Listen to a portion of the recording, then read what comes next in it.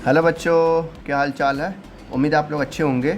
आज हम पढ़ेंगे क्लास 9 का हिस्ट्री का चैप्टर थर्ड, क्या है, fourth sorry, Nazism and the rise of Hitler. यानी कि जो हिटलर था वो कैसे अपना पूरे साम्राज्य में अपना जो पावर था वो फैलाया और कैसे लोगों को तंग किया। इसमें बहुत सारी कहानियाँ हैं, जैसे ठीक है, इसमें मतलब ऐसी कहानियाँ हैं जो आपके मतलब रोंगटे खड़े कर देंगे। ठीक है, इसमें बहुत अच्छे से एक्सप्लेन नहीं किया है, लेकिन जब आप हिटलर के बारे में पढ़ेंगे यूट्यूब पे या डॉक्यूमेंट्री देखेंगे तो आप देखेंगे कि हिटलर कितना ज़्यादा बुरा इंसान था और कैसे वो लोगों को मार देता था। उनके अपने बच्चे के सामने उनके माता पिता को ही मार देता था, यानी कि बहुत ज़्यादा बुरा था। इसलिए का नाम भी क्या पता हिटलर है। इसका पूरा नाम क्या है, एडोल्फ हिटलर। तो इसी के बारे में पढ़ना है, किस तरीके से जो है हिटलर उभरा, यानी कि राइज हुआ, ऊपर आया, और किस तरीके से लोगों को परेशान करना शुरू कर दिया, लोगों को मारना शुरू कर दिया। और सबसे ज़्यादा ये क्या करता था, ज्यूइश लोगों को, जो ज्यूस थे, एक तरह के कास्ट होते हैं जैसे हम लोग नहीं होते हैं हिंदू मुस्लिम, वैसे वहाँ के ज्यूइश लोग होते हैं। तो ज्यूइश लोगों को इसने काफ़ी ज़्यादा परेशान किया था। परेशान यानी कि उनका लाइफ को नर्क बना दिया था पृथ्वी पे जब ये था, ठीक है, 1900 के आसपास, यानी कि 20 सेंचुरी में।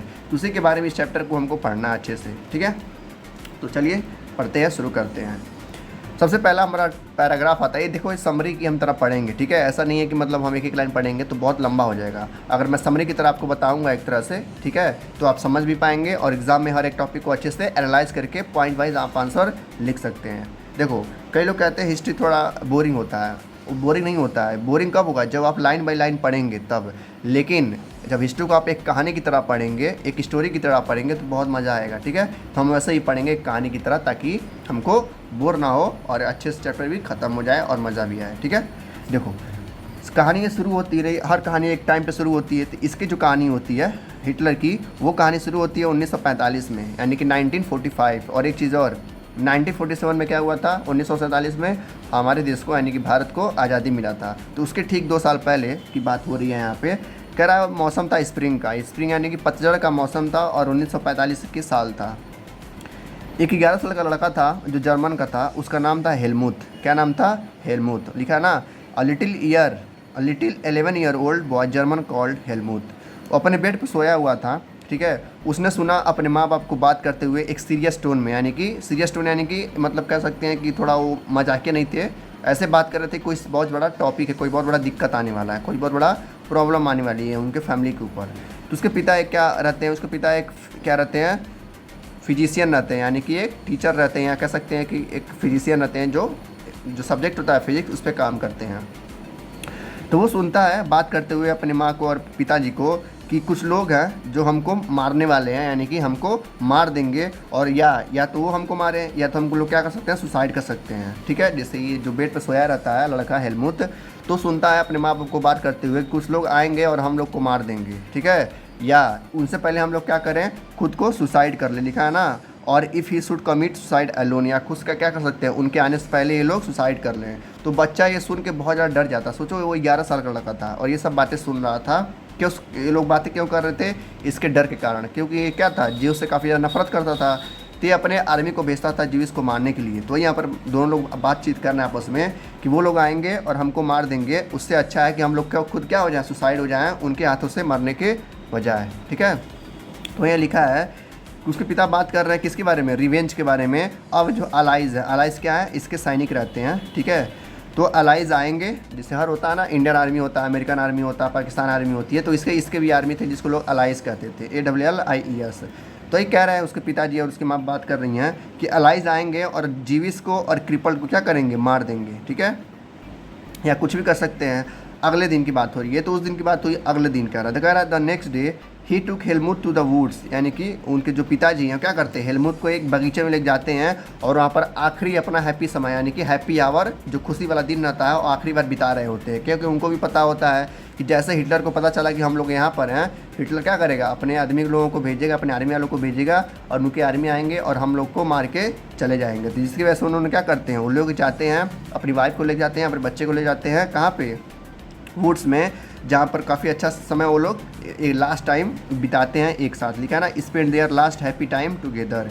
अब पता नहीं कब उनका बेचारा क्या हो जाए। तो बिताने के बाद वो जिसको जो पिता है वो कहाँ पे आते हैं, अपने ऑफिस में आते हैं जहाँ वो काम कर रहे होते हैं, वहीं पर उन्होंने क्या कर लेते हैं, सुसाइड कर लेते हैं, अपने आप को गोली मार लेते हैं। लिखा ना, लेटर यानी कि बाद में हेलमुथ्स फादर यानी कि उसके पिताजी क्या करते हैं, शॉट कर लेते हैं यानी कि गोली मार लेते हैं अपने आप को अपने ऑफिस में, जिसकी वजह से जो हेलमुथ रहता है, जो लड़का रहता है 11 साल का, वो बहुत ज़्यादा सहम जाता है, बहुत ज़्यादा डर जाता है कि ऐसा क्यों हो रहा है मेरे साथ, मतलब मेरे साथ ही क्यों ऐसा हो रहा है, क्या हमने क्या गलती कर दिया है। ठीक है, जिसकी वजह से वो क्या होता है, ट्रॉमराइज हो जाता है, यानी कि वो थोड़ा मतलब कह सकते हैं डिप्रेशन में आ जाता है कि बेचारा एकदम डर जाता है, सहम जाता है। भाई कोई बात है, जो आप ऐसी बातें सुनेंगे, ठीक है, और बातें सुनने के बाद आपके पिताजी क्या कर लेते हैं, सुसाइड कर लेते हैं, तो कोई भी बच्चा क्या हो जाएगा, सहम जाएगा, डर जाएगा। तो वो भी बेचारा काफ़ी ज़्यादा डर गया था, और उतना डर गया था कि वो जब उसको ये डर था कि कहीं उसकी माँ उसको पॉइजन न खिला दें। लिखा है ना, ही वॉज अफ्रेड डैट, वो इतना डर गया था कि his mother might poison him, यानी कि उसकी माँ क्या कर देगी, उसको सुसाइड मारने के लिए, उसको यानी कि एक तरह से बचाने के लिए उसको पॉइजन दे देगी। ठीक है, तो लगभग अगले 9 सालों तक, जब तक वो जिंदा रहा, अपने माँ के साथ रहा, वो घर पे खाना ही नहीं खाया। वो खाना कहाँ खाता था, बाहर खाता था, इस डर से कहीं उसकी माँ उसको पॉइजन न दे दे। अब माँ उसकी ज़बरदस्ती थोड़ी पॉइजन देती थी, उसको बचाने के लिए। भाई जो हिटलर था, अगर इन लोगों को पकड़ लेता तो बहुत ही बुरी तरह से टॉर्चर करता, उनको मारता पीटता, जिसकी वजह से उनके पेरेंट्स चाहते थे क्या करें, ये सब ना झेलना पड़े, अगर मरना ही है तो हम लोग क्या करते हैं, सुसाइड करके मर जाते हैं। इसीलिए इसके माँ मतलब और पिताजी क्या करते हैं, बातचीत कर रहे होते हैं, जिसकी वजह से ये सुन लेता है। तो उसके पिताजी तो मर जाते हैं, बचती है उसकी मदर। तो क्या होता है, उसके डर से यानी कि पॉइजन के डर से वो लगभग 9 सालों तक क्या होता है, बाहर ही खाना खाता है। तो वहीं आप लिखा है that he reacted by refusing to eat at home for the following 9 years, यानी कि अगले 9 सालों तक वो घर पे खाना ही नहीं खाता है, इस डर से कहीं उसकी माँ उसको जहर ना दे दे। सोचो इतना ज़्यादा खौफ था हिटलर का, जिसकी वजह से लोगों का जीना मुश्किल हो गया था। फिर इसके बाद जो पैराग्राफ कहता है, कह रहा है जो हेलमुथ था, जो लड़का था 11 साल का, उसको कोई आइडिया ही नहीं था, कोई रियलाइजेशन नहीं था कि ये सब हो क्या रहा है। ठीक है, ये मतलब उसकी लाइफ में चल क्या रहा है, उसको कोई आइडिया नहीं था कि क्या हो रहा है मेरी लाइफ में और क्यों हो रहा है। फिर बताया जा रहा है कि उसके जो पिताजी थे, मतलब बाद में पता चलता है उसके पिता क्या थे, वो खुद एक नाजी थे और एडोल्फ हिटलर को सपोर्ट करते थे, यानी कि इसको सपोर्ट करते थे। अब भाई देखो, अब जो एडोल्फ हिटलर को सपोर्ट करेगा, अब जो एडोल्फ हिटलर के अगेंस्ट होंगे वो लोग क्या करेंगे, उनके आर्मी को मारेंगे और आर्मी वाले उनको मारेंगे। तो हो सकता है इसी डर के कारण उसके पिताजी क्या कर लेते हैं, सुसाइड कर लेते हैं अपने ऑफिस में। तो ये कह रहा है कि जो उसके पिताजी थे वो क्या थे, नाजी थे और सपोर्ट करते थे एडोल्फ हिटलर को, यानी कि इसको क्या करते थे, सपोर्ट करते थे। फिर कह रहा है कि जो कई सारे जो नाजी ऐसे थे जो हिटलर को चाहते थे। ठीक है, क्यों चाहते थे, क्योंकि हिटलर का मानना था क्या करना है, बस एक ही धर्म को बनाना है, एक ही जात को बनाना है, और क्या होना चाहिए, सारे के सारे नाजी होने चाहिए। कोई भी यूरोप में, यूरोप की कहानी है सब, कोई भी यूरोप में जीविस नहीं होना चाहिए, यानी कि जो जीविस कास्ट होते हैं, जैसे नहीं होता हिंदू मुस्लिम सिख ईसाई, ठीक है, तो वैसे वहाँ भी लोग होते हैं, नाजी होते हैं, जीविस होते हैं। तो नाजी वाले जीविस से बहुत ज़्यादा नफरत करते थे। ठीक है, जिसकी वजह से हिटलर भी क्या था, एक नाजी था, तो इसीलिए उसके जो पिता थे नाजी को सपोर्ट करते थे, यानी कि एडोल्फ हिटलर को सपोर्ट करते थे। तो कह रहा है कि जो हिटलर था, यानी कि जो एडोल्फ हिटलर था, उसका मानना था कि जो पूरा का पूरा जर्मनी है क्या होना चाहिए, उसके एम्बिशन पे चलना चाहिए और पूरे यूरोप को कंट्रोल करना चाहता था। कौन, एडोल्फ हिटलर। कोई लिखा है Germany into a mighty power and his ambition of conquering all Europe, यानी कि एडोल्फ हिटलर चाहता था कि जो भी लोग यूरोप में रह रहे हैं, या तो वो नाजी बन जाएं या तो अपनी जान को हाथ धो बैठे, यानी कि अपनी जान दें। ठीक है, दो ही चीज़ हो सकता है और कोई रास्ता नहीं है। इसी वजह से ये काफ़ी लोगों को, काफ़ी लाखों लोगों इसको, मतलब लाखों लोग इसके द्वारा मारे गए थे, बस इसी के कारण, जाति को लेकर। ठीक है, फिर कह रहा कि चलिए देखते हैं, let us see why Helmuth's father killed himself and what the basis of his fear was, क्यों हेलमुथ के पिता ने अपने आप को सुसाइड कर लिया, यानी गोली मार दिया, और इसका रीज़न क्या था। ठीक है, सबको अच्छे से समझते हैं, तो चलिए देखते हैं। देखो कहानी फिर शुरू होती है कब, 1945 से ही, जब उसके पिता ने क्या किया, सुसाइड किया था। कह रहा है इन मई में, ठीक है, वो तो किसका मौसम था, पतझड़ का मौसम था, और ये कब की बात कर रहा है, मई की बात कर रहा है। ठीक है, कह रहा है मई 1945 में जो जर्मनी था वो सरेंडर कर दिया था अलाइज को, यानी कि जर्मनी के जितने भी मतलब नेता वगैरह थे या पुलिस वगैरह थी, वो सब हथियार डाल देते किसके सामने, इस हिटलर के सामने, क्योंकि ये बहुत ज़्यादा पावरफुल हो गया था। फिर कह रहा है कि जो हिटलर था, हिटलर और हिटलर का प्रोपेगेंडा, यानी कि हिटलर और इसका जो रूल था, बस यही था कि क्या करना है, लोगों को डराना है और अपने कंट्रोल में रखना है, और सारे लोगों को क्या करना है, जीविस से कन्वर्ट करना है नाजीज में। ठीक है, या नाजीज को बस छोड़ना है, बाकी जीविस लोग को मार देना है। इस तरीके से इसका प्रोपेगेंडा था।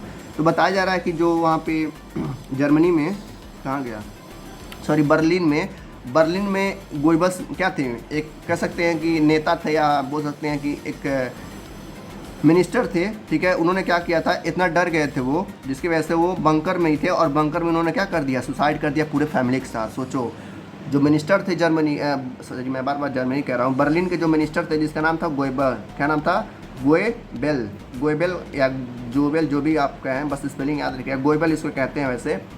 वो और उनकी पूरी फैमिली क्या कर लेती है, सुसाइड कर लेती है उसी बंकर में जहाँ पर वो छुपी रहते हैं। इस डर से कहीं अगर हिटलर जान गया तो हिटलर हमको क्या करेगा, बहुत ज़्यादा टॉर्चर करेगा। मतलब ये बहुत ज़्यादा कह सकते हैं कि बैड इंसान था, यानी कि बुरा इंसान था। जिसको पकड़ लेता था उसको एकदम जान लो उसकी जीवन को नर्क बना देता था, जिसकी वजह से लोग डर के सुसाइड कर लेते थे। तो ऐसे ये भी थे गोएबल्स भी, उस बंकर में छुपने के बाद भी क्या कर लेते हो, पूरे फैमिली के साथ सुसाइड कर लेते हैं। जिसको जो पूरा दोषी किसको माना जाता है, हिटलर को माना जाता है। तो वही यहाँ पर कह रहा है जो भी वहाँ पर कंट्री था यूरोप, पूरा का पूरा कंट्री क्या करता था, नाजी के खिलाफ था। नाजी के खिलाफ यानी कि भाई कोई बात है, जो भी इंसानों को मारेगा सब लोग उसी को मतलब क्या करेंगे, दोषी ठहराएंगे ना। तो जितने भी यूरोप के लोग थे, अभी यूरोप की बात हो रही है, तो जितने भी यूरोप के लोग थे सारे के सारे लोग क्या करते थे, इससे नफरत करते थे। तो यहाँ पर बताया जा रहा है कि Nazi was a criminal of crime, यानी कि जो नाजीज थे, यानी कि जो एडोल्फ हिटलर था, क्या था वो, एक बहुत बड़ा क्या था, एक क्राइम का क्रिमिनल था जो पीस के अगेंस्ट था, यानी कि वो शांति नहीं चाहता था। वो बस क्या चाहता था कि बस युद्ध होता रहे और युद्ध से ह्यूमैनिटी क्या हो, ख़त्म हो, किसी तरह से जीवित लोग ख़त्म हो जाएं। कुल मिला के ये शांति नहीं चाहता था, बस चाहता था कि युद्ध होता रहे, युद्ध होता रहे। तो यहाँ पर बताया जा रहा है कि जो नाजीज थे वो क्या थे, बहुत बड़े क्रिमिनल्स थे जो क्राइम करते थे, शांति के खिलाफ थे और बार बार युद्ध लड़ते रहते थे। ठीक है, देखिए आपके दिमाग में क्वेश्चन आ रहा होगा अलाइज, आखिर अलाइज है क्या। तो यहाँ पर दिया है अच्छे से, कह रहा है अलाइज जो था ना, वो अलाइज एक पावर था जो उसको इनिशियली चला रहा था कौन, यूके और फ्रांस। यानी कि फ्रांस तो आप जानते हैं जहाँ पेरिस है, जहाँ आईफिल टावर है, फ्रांस का जो राजा था, और यूके का लोग क्या कर रहे थे, अलाइड पावर को चला रहे थे। जो 1941 में क्या हो गया, ज्वाइन हो गया किससे, यूएसएसआर से और यूएसए से, यानी कि अमेरिका और रसिया से। They fought against the axis power, ये लोग जो थे अलाइड वाले जो भी सैनिक थे इसमें, ये फाइट किए थे किसके खिलाफ, एक्सिस पावर खिलाफ। अब एक्सिस पावर क्या है, जैसे अलाइड पावर है, ठीक है, जैसे ये सैनिक है वैसे ये भी क्या है, एक सैनिक एक ग्रुप है। वैसे मान लेते हैं ये इंडिया का और ये पाकिस्तान का है, तो इस तरीके से मतलब एक ग्रुप कैसे बता सकते हैं। तो एक अलाइड पावर था और एक एक्सिस पावर था। ठीक है, अलाइड पावर में कौन कौन आता था, यूके और फ्रांस। ठीक है, और एक्सिस पावर में कौन आता था, जर्मनी, इटली और जापान। तो हम जान सकते हैं किस तरीके से जो अमेरिका था वो जापान में बम गिराया था, हिरोशिमा वाला, जिसकी वजह से न्यूक्लियर बम कहा जाता है, जहाँ पे जापान के लोग बहुत ज़्यादा उनको क्षति पहुंची थी, नुकसान हुआ था। तो वही हम देख सकते हैं। तो एक्सिस पावर थे बेचारे हार गए थे, जर्मनी, इटली और जापान, जहाँ पे लाखों लोगों का मौत हुआ था, लाखों लोग मारे गए थे। तो ये अलाइड पावर यानी कि अमेरिका और यूएसएसआर था, और एक्सिस पावर क्या था, जर्मनी, इटली और जापान। ठीक है, तो एग्जाम में हो सकता है एक नंबर में आ जाए कि अलाइड पावर में कौन कौन सी कंट्री आती है, यूके, फ्रांस, और एक्सिस पावर में जर्मनी, इटली और जापान। देखो ये जो पैराग्राफ है ना, ये बहुत ज़्यादा मतलब खतरनाक है। खतरनाक इसलिए क्योंकि यहाँ पर बताया गया है किस तरीके से लोगों को वहाँ पर मारा जाता था, वहाँ पे उनको लोगों को मतलब इतना बुरी तरह से उनको मारा जाता था इस एडोल्फ हिटलर के द्वारा कि आप जब लोग देखेंगे इस स्टोरी को तो बहुत ही मतलब सहम जाएंगे। देखो मैं बताना चाह रहा हूँ, कह रहा जब सेकेंड वर्ल्ड वॉर चल रहा था जर्मनी में, ठीक है, तो जर्मनी में जो भी अलाइड पावर था उन्होंने क्या किया, जीनोसाइडल कर दिया, यानी कि नरसंहार कर दिया। यानी कि जो भी इंसान रास्ते में आएगा उनको मार दो, सिंपल सी बात है, जो भी इंसान आएगा उनको मार दो।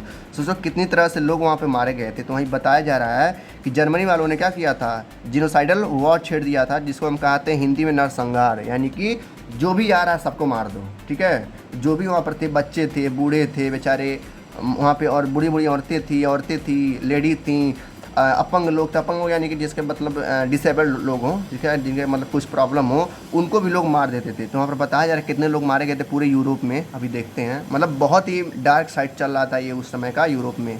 ठीक है, जिसे हम कहते हैं ब्लैक डे। करा the number of people killed, यानी कितने नंबर ऑफ लोग मारे गए थे, ध्यान सुनिएगा। 6 मिलियन जीविस, यानी कि 60 लाख कितने जीविस मारे गए थे। सोचो 60 लाख कुछ होता है, 60 लाख, यानी 1 मिलियन 10 लाख होते हैं, 6 मिलियन है, यानी कि 60 लाख लोग जीविस के लोग, यानी कि जो जीविस धर्म के लोग थे वो लोग मारे गए थे। किसके के द्वारा, इस एडोल्फ हिटलर के द्वारा। 2 लाख लोग जिप्सीज मारे गए थे, जिप्सीज भी एक तरह का कास्ट होता है वहाँ पे, तो 2 लाख लोग जिप्सीज मारे गए थे। 1 मिलियन लोग पॉलिश लोग मारे गए थे, यानी कि 10 लाख लोग पॉलिश जो होते हैं, पॉलिश एक तरह का कास्ट है। ठीक है, तो देख सकते हैं 60 लाख जीविस, 2 लाख जिप्सीज और 1 लाख, मतलब लाखों में लोग मर रहे हैं। ठीक है, तो कितना तरह से देख सकते हैं कि डार्क डे चल रहा था वहाँ पे यूरोप में। तो कौन कर रहा था सारा वही क्या बोलते हैं, एडोल्फ हिटलर के आर्मी कर रही थी। तो आप इसको याद रखिए क्योंकि ये मतलब बहुत ज़्यादा डीप है, ये बहुत ज़्यादा डार्क साइड है। 6 मिलियन यानी कि 60 lakh Jews, 2 lakh gypsies, 1 lakh police, बस ये नंबर नहीं है, ये जाने हैं जो गई हैं उस टाइम पे। और 70,000 जर्मन्स थे जो मारे गए थे बेचारे, जो मेंटली और फिजिकली क्या थे, डिसेबल थे, यानी कुछ लोग अंधे थे, कुछ लोग बहरे थे, उनको भी मार दिया गया पकड़ पकड़ के। बच्चे बच्चे को किसी को भी नहीं छोड़ा गया, सबको बेचारे लोग मार दिए, ठीक है।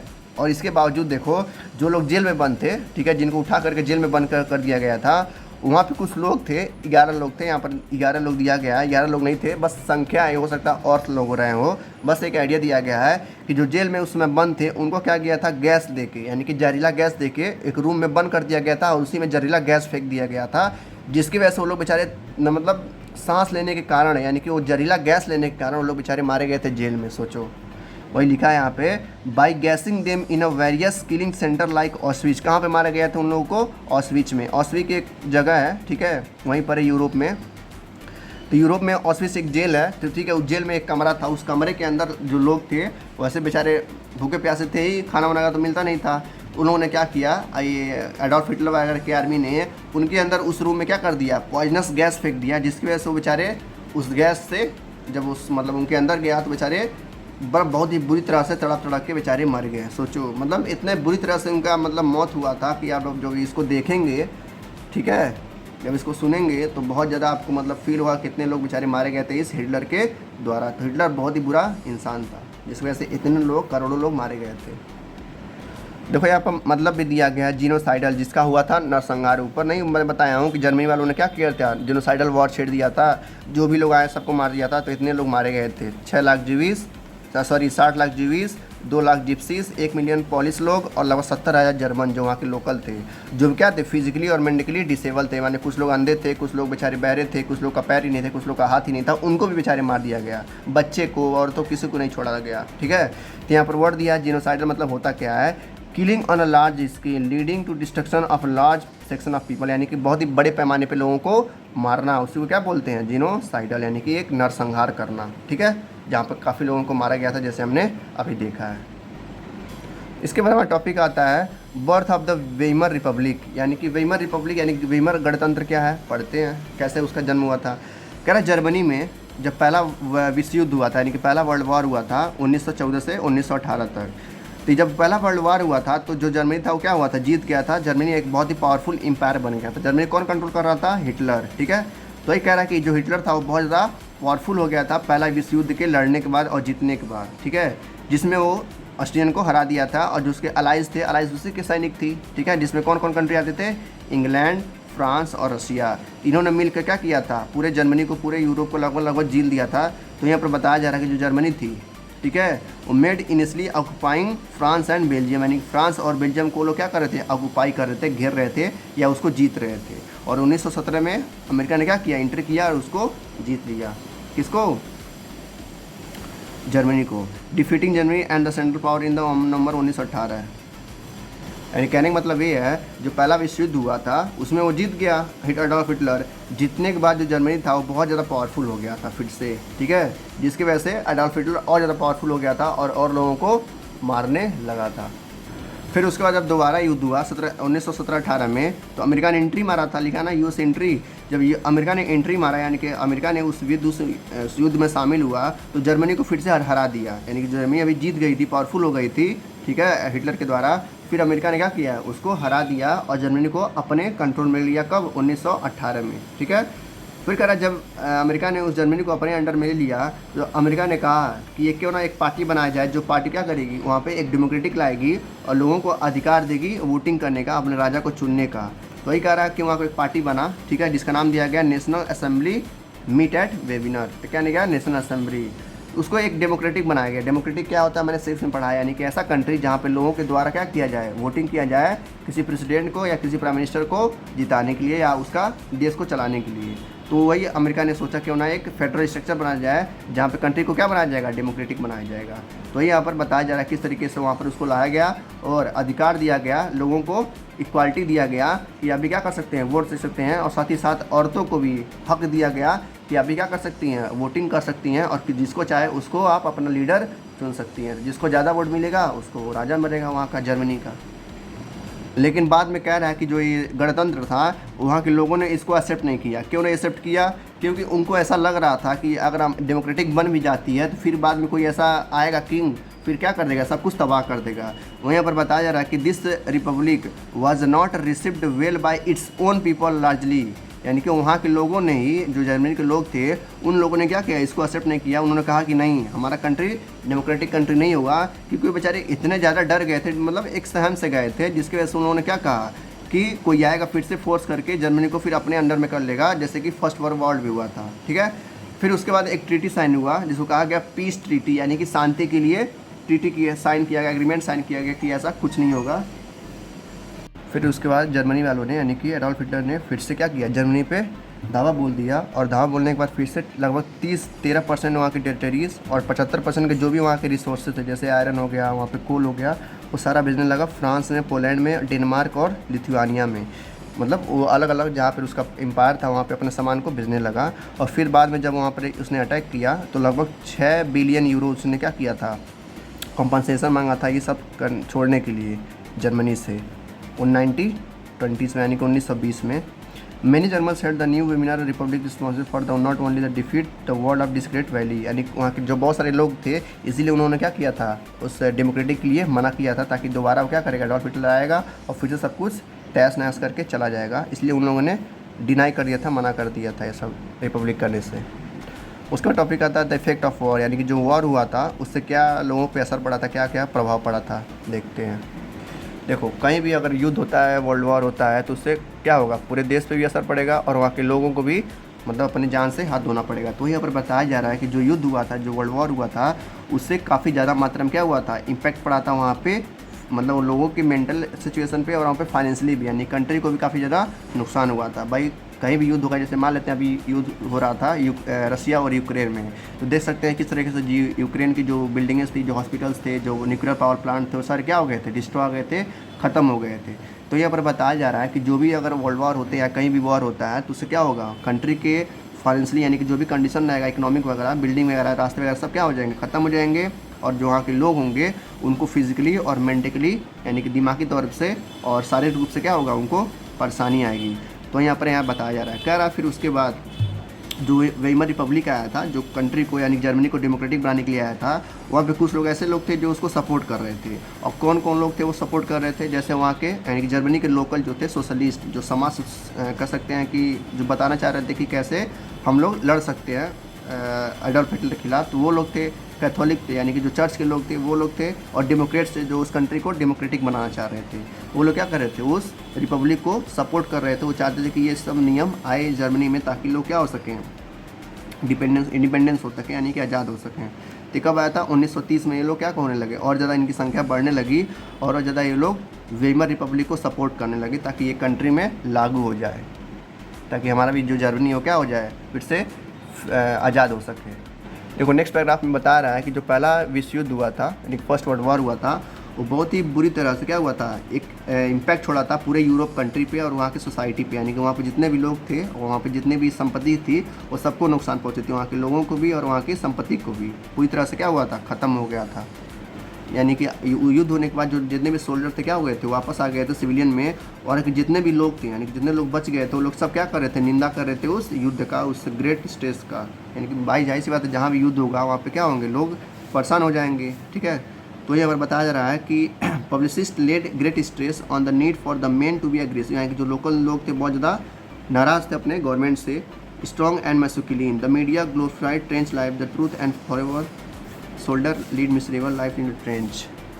नहीं, वहाँ यानी कि वहाँ के जो लोग थे वो क्या थे, इससे खुश नहीं थे वॉर से। कोई भी कंट्री में अगर वॉर होता है तो वहाँ के लोग खुश नहीं होंगे, जाहिर सी बात है, दिक्कत उनको आएगी। तो कह रहा लास्ट में जो डेमोक्रेसी थी, ठीक है, वो क्या था, एक इंडीड था, चाहिए था उस कंट्री में, लेकिन वहाँ के लोग क्या कर रहे थे, सपोर्ट नहीं कर रहे थे इसको। वो नहीं चाह रहे थे कि डेमोक्रेसी हो। अगर डेमोक्रेसी होगा तो क्या होगा, फिर से कोई हिटलर आएगा और उस डेमोक्रेसी को तबाह करके चला जाएगा और फिर से कंट्री को क्या करेगा, लूट लेके चला जाएगा। तो वही यहाँ पर बताया जा रहा है कि democracy was indeed a young and fragile idea तो अच्छा था, लेकिन which could not survive the instability of interwar world power, यानी यूरोप, यानी कि जो उसमें युद्ध चल रहा था अलग अलग देशों में, उसकी वजह से लोग वहाँ पे डर गए थे कि मतलब ऐसा नहीं होना चाहिए, कोई ऐसा सर आना चाहिए जो पूरे जर्मनी को क्या कर सके, कंट्रोल कर सके और दूसरे लीडर से उससे लड़ सके और हमको सेफ रख सके युद्ध वगैरह से, ठीक है। उसके बाद टॉपिक आता है political realism and economic crisis, यानी क्या क्या वहाँ पे परिवर्तन हुआ, युद्ध क्या असर पड़ा उस युद्ध का, देखते हैं। देखो कह रहा है कि वहाँ पर एक जो वीमर रिपब्लिक था, जहाँ पे लोग मतलब जो लोग थे वहाँ जैसे सोशलिस्ट हो गए, कैथोलिक हो गए और डेमोक्रेट्स हो गए, जो उस कंट्री को क्या बनाना चाह रहे थे, डेमोक्रेटिक बनाना चाह रहे थे। तो कह रहा है कि जो लोग थे वो मतलब काफ़ी ज़्यादा और ज़्यादा बढ़ गया था, डिमांड करने लगे थे लोग, मतलब उसको भी लोग कुछ लोग सपोर्ट करने लग रहे थे। जैसे मान लेते हैं 100 लोग हैं, ठीक है, तो जर्मनी में 100 लोग हैं, तो पहले 10 लोग सपोर्ट करते थे इसको, अब क्या होने लगा 20 लोग सपोर्ट करने लगे, यानी कि संख्या धीरे धीरे बढ़ने लगी थी। तो वही बताया जा रहा है, एक नया लीग बनाया गया जिसको बोला गया स्पार्टिस्ट लीग, ठीक है, जैसे रसिया में हुआ था, अभी हमने पिछले टर्न में पढ़ा है।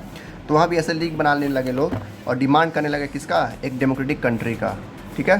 तो आप देख सकते हैं कितने लोग इकट्ठा हुए हैं, इसीलिए तो वही दिया है, this is rally organise by the radical group known as the Spartacist League, यानी कि उसको क्या करने के लिए, जर्मनी को पूरी तरह से डेमोक्रेटिक बनाने के लिए। तो यहाँ पर बताया जा रहा है कि जो भी लोग थे वहाँ पे डिमांड करने लगे थे इस चीज़ का कि क्या करना चाहिए, गवर्नमेंट एक बनना चाहिए और गवर्नमेंट को क्या करना चाहिए, हम लोग उसको वोटिंग करेंगे और उस गवर्नमेंट को उस राज्य में यानी कि जर्मनी में बैठाएंगे और हमारे लिए फैसला लेगा। तो ये कह रहा है the Weimar Republic crush the uprising the will help of veterans organisation free corps. कुल मिला के यही कहना चाह रहा है कि जो वहाँ पे लोग थे उनकी संख्या बढ़ रही थी और लोग डिमांड कर रहे थे किसका, एक डेमोक्रेटिक कंट्री का। तो हमें बताया जा रहा है कि जो वहाँ की मिलिट्री थी, यानी कि कुछ लोग जो मिलिट्री में थे वो लोग और वहाँ के जो क्रांतिकारी थे कह सकते हैं रिवोल्यूशनरी, वो भी लोग क्या करने लगे, सपोर्ट करने लगे इस वेमर रिपब्लिक का कि ये जल्दी से जल्दी आना चाहिए। क्यों सपोर्ट करने लगे, देखो जो युद्ध हो रहा था उसमें काफ़ी ज़्यादा जो पैसे वगैरह लगते हैं खर्च करने के लिए, बम बारूद लगते हैं, गोल्ड वगैरह सोना वगैरह लगता है, सब कुछ चीज़ों को खर्च करने के लिए, बनाने के लिए। जो जर्मनी में सभी चीज़ें धीरे धीरे ख़त्म हो रही थी, ठीक है, तो उसको सब रीगेन करने के लिए दोबारा वापस लोगों से टैक्स वगैरह लेने के लिए ये सब द्वारा एक प्लान हो रहा था कि क्यों ना दोबारा जर्मनी में क्या किया जाए, एक डेमोक्रेटिक कंट्री लाया जाए जिसकी वजह से लोगों से टैक्स लिया जाएगा और फिर से पैसे आ पाएंगे। तो यहाँ पर बताया जा रहा है Germany had fought the war largely on loans, यानी कि जर्मनी जो युद्ध लड़ रहा था वो किस पे लड़ रहा था, बहुत बड़े लोन्स पे लड़ रहा था, लोन्स लेके अलग अलग कंट्री से जो उसको सपोर्ट कर रहे थे। Had to pay reparation gold this depleted gold reserve at the time of resource were cost, यानी कि जो भी वहाँ का पैसा था जर्मनी में धीरे धीरे खत्म हो गया था, ठीक है, और जो भी पैसे बचे थे वो किस पे बचे थे, लोन्स के थे जो बाहरी कंट्री से वो ले रहा था। तो ये कह रहा है इस सबको हटाने के लिए ही क्या किया उसने, इसका डिमांड किया कि जल्दी से जल्दी क्या करना चाहिए, वेमर रिपब्लिक यहाँ पर लागू होना चाहिए ताकि यहाँ पर लोग क्या हो सके, दोबारा से वोटिंग वगैरह कर सकें और कंट्री दोबारा रिच हो सके। जैसे यहाँ पर दिखाया गया कि कितना कितना पैसा दिया गया था, कहा गया the value of German marks field April US dollar में दिया था 24,000 मार्क्स, जुलाई में 3,53,000 और अगस्त में 4,06,21,000 मार्क्स। ये सब उसको दिए गए थे क्या करने के लिए, भरपाई करने के लिए जर्मनी को।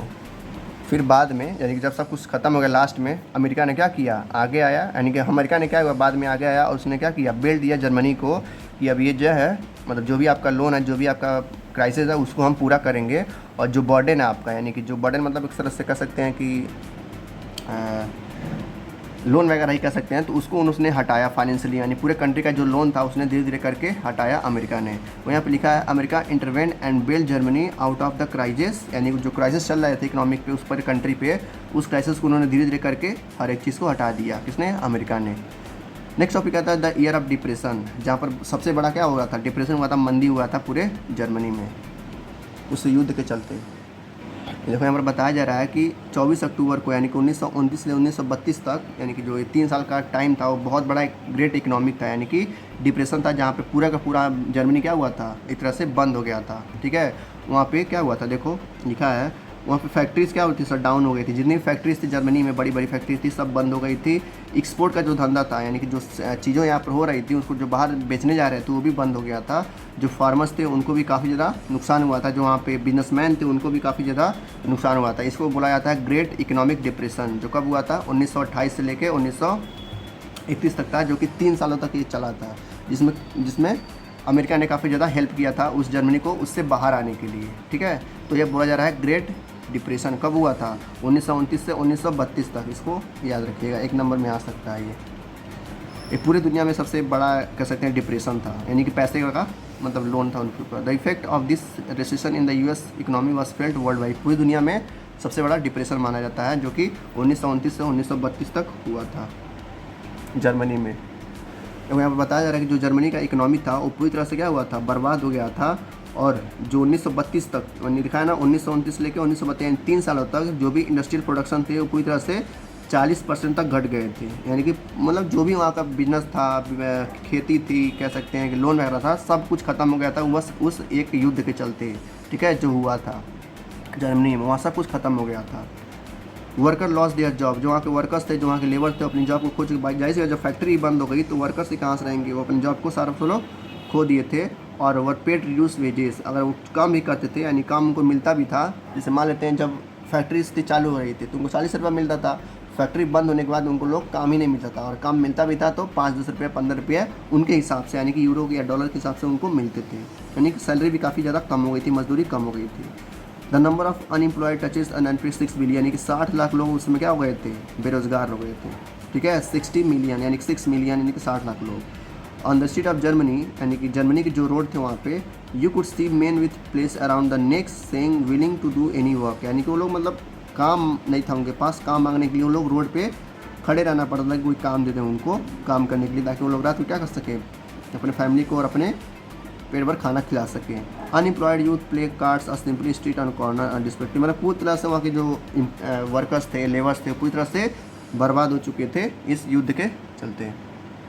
और यहाँ पर बार बार बताया जा रहा है कि जो भी इकोनॉमिक क्राइसिस थे उसकी वजह से जो लोगों के अंदर एक डर आ गया था कि ये कभी ख़त्म होगा भी कि नहीं ख़त्म होगा। द मिडिल क्लास की जो फैमिली थी वहाँ पे, स्पेशली जो सैलरी पीपल थे वो ख़त्म हो गए थे, लेबर ख़त्म हो गए थे, जो मतलब लोन है वो तो ख़त्म हो गए थे, जो छोटे छोटे बिजनेसमैन थे, सेल्फ एम्प्लॉयड थे, जो दुकान वगैरह चला रहे थे, उनकी भी दुकानें पूरी तरह से क्या हो गई थी, बंद हो गई थी। इसलिए इस पूरे जो सिस्टम है उसको क्या बोला जाता है, ग्रेट इकोनॉमिक डिप्रेशन बोला जाता है, जो 3 साल तक चला था जर्मनी में। कब से?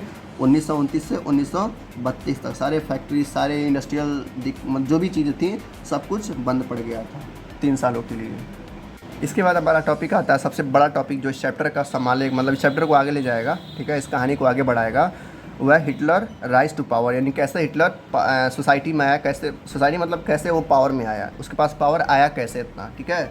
जो भी हमने देखा जो युद्ध हो रहा था वो सबका कौन कर रहे थे, नाजी वगैरह लोग कर रहे थे, ठीक है। उसमें तब हिटलर नहीं था, तब हिटलर पैदा नहीं हुआ था, मैं बस वो हिटलर का मैं नाम ले रहा था, ठीक है, ताकि आपको समझ सके कि वो आर्मी किसकी थी, नाजी वालों की थी, ठीक है। तो कह रहा है, अब शुरू करते हैं नाजी का, हिटलर का कहानी। कह रहा है this crisis in the economy polity and society form the background of Hitler, यानी कि जो भी दिक्कतें चल रही थी जर्मनी में, ठीक है, क्या चल रहा था, बहुत बड़ा इकोनॉमी दिक्कत चल रही थी, वहाँ पे पैसे नहीं थे, ठीक है, खाने के लिए कुछ सामान नहीं था। तो कह रहा है जो भी क्राइसिस चल रही थी इकोनॉमी में और पॉलिटी में और सोसाइटी में, यानी कि समाज में, वो सब क्या कर रहा था, बैकग्राउंड बना रहा था किसका, हिटलर को पावर में आने के लिए। भाई कोई भी इंसान रहेगा, जब उसको सारी सुविधाएं दे देंगे आप, तो वो क्या करेगा, कुछ नहीं करेगा। लेकिन वही इंसान जिसके पास कुछ भी नहीं है, ठीक है, उसके पास खाने के लिए पैसे नहीं है, जीने के लिए कोई घर नहीं है, रहने के लिए कोई घर नहीं, पहनने के लिए कपड़ा नहीं है, तो क्या करेगा, हाथ पैर मारेगा, वो कोई काम ढूंढेगा, इधर उधर जाएगा। वही काम कर रहा था ये हिटलर, ठीक है। उसके पास वो मतलब वो बताया जा रहा है यहाँ पे कि वो अपना पूरा जवानी यानी कि पूरा यूथ कहाँ गुजार दिया, गरीबी में गुजार दिया, यानी कि पॉवर्टी में गुजार दिया। तो पॉवर्टी मतलब होता है गरीबी। उसका जन्म कब हुआ था? 1889 ऑस्ट्रिया में, जो जर्मनी में ही है, ठीक है। बॉर्न इन 1889 इन ऑस्ट्रिया, ठीक है। Hitler spent his youth in poverty, जो हिटलर था अपना पूरा यूथ कह सकते हैं, अपना पूरा जवानी जो है गरीबी में गुजार दिया, ठीक है, जिसकी वजह से वो काफ़ी ज़्यादा दिक्कतें हुई, उस दिक्कत को समझता था वो, ठीक है। कह रहा जब पहला विश्व युद्ध हुआ, यानी कि जब जर्मनी कहाँ चली गई, क्राइसिस में चली गई, लोन में चली गई, वहाँ कुछ खाने के लिए कुछ था नहीं, सारे फैक्ट्री बंद हो गए थे, तब क्या किया उसने, ही इनरोल्ड फॉर द आर्मी, वो आर्मी में भर्ती हो गया। और एक जो कह सकते हैं आर्मी में भर्ती होने के लिए कुछ नियम होते होंगे, तो उसने पास किया और भर्ती हो गया। उसको काम मिला किसका, मैसेंजर का, जो पहुंचाते हैं मैसेज एक जगह से दूसरी जगह तक, तो ये जगह दौड़ता रहता था। फिर बाद में उसने वो कॉर्पोरल बन गया। कॉर्पोरल एक तरह का पोस्ट होता है, जो बाद में उसको बहादुरी के लिए एक क्या मिला, उसने एक मेडल भी कमाया था, मतलब उस आर्मी में, ठीक है। कोई भी आर्मी वाला होता है जो कि कोई ऐसा काम कर देता है जिसके लिए उसको बहादुरी का इनाम दिया जाता है, तो इसको भी इनाम दिया गया था। फिर कह रहा था German defeated horrified him and the versatile treaty made him furious, यानी कि जब जर्मनी हार गई थी, ठीक है, अलाइड पावर से, तो उसने देखा था काफ़ी ज़्यादा दिक्कतें हो गया था, तो जिसकी वजह से वो बहुत ज़्यादा एक्साइटेड हो गया, क्यों ना इसको क्या किया जाए, फिर से जर्मनी को बनाया जाए, फिर जर्मनी को अच्छा किया जाए। 1919 में, यानी कि 1919 में ही join a small group called the German worker party, ठीक है।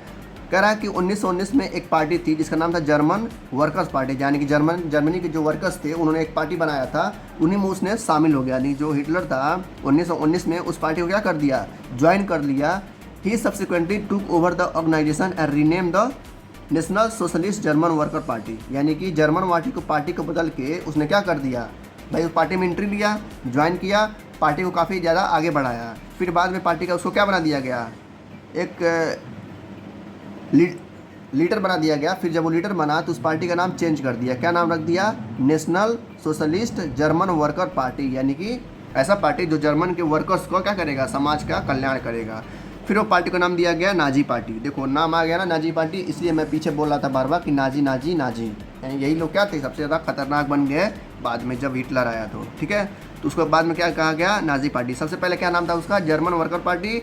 फिर हिटलर ने उसका नाम दिया क्या, नेशनल सोशलिस्ट पार्टी। फिर वो इतना फेमस हो गया, फिर नाम दिया गया उसको लोगों ने नाजी पार्टी। ये था हिटलर का क्या बैकग्राउंड इन्फॉर्मेशन कि कैसे कैसे वो पावर में आया। अब देखेंगे उसके आगे हम। कह रहा नाजी ने यानी कि हिटलर ने सोचा कि क्यों ना एक सीज़ फायर किया जाए। सीज़ फायर यानी कि सीज़ कंट्रोल किया जाए बवारिया पे। बवारिया मार्च में था, जो बर्लिन में था।